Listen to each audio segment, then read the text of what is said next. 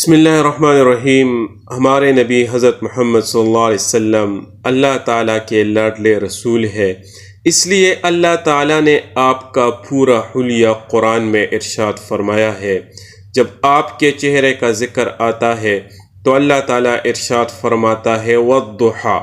زلفوں کا ذکر آتا ہے، واللیل، سینے کا ذکر، الم نشرح لک صدرک، دانتوں کا ذکر، یاسین، زبان کا ذکر، لا تحرک به لسانک لتعجل به، زمانہ کا ذکر، والعصر، شہر کا ذکر، لا اقسم بهذا البلد، اخلاق، انک لعلی خلق عظیم، رحمت للعالمین، کردار، لقد کان لکم فی رسول اللہ اسوۃ حسنہ، عظمت، انا ارسلناک شاہدا ومبشرا ونذیرا، صداقت، وما ينطق عن الهوى ان هو الا وحی یوحى،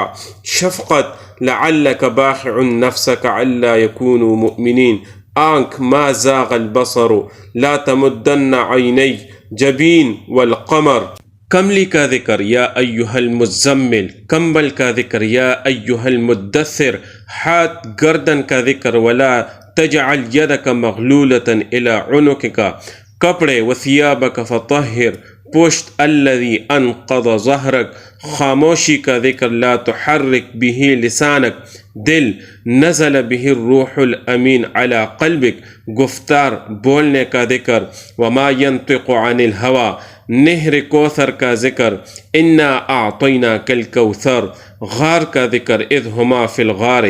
دن کا ذکر، ان لک فی النہار سبحا طویلا، رات کا ذکر، قم اللیل الا قلیلا، یار کا ذکر، اذ یقول لصاحبہ لا تحزن۔ یہ میرے نبی صلی اللہ علیہ وسلم کا حلیہ ہے جو اللہ تعالیٰ نے اپنے کلام میں ارشاد فرمایا ہے۔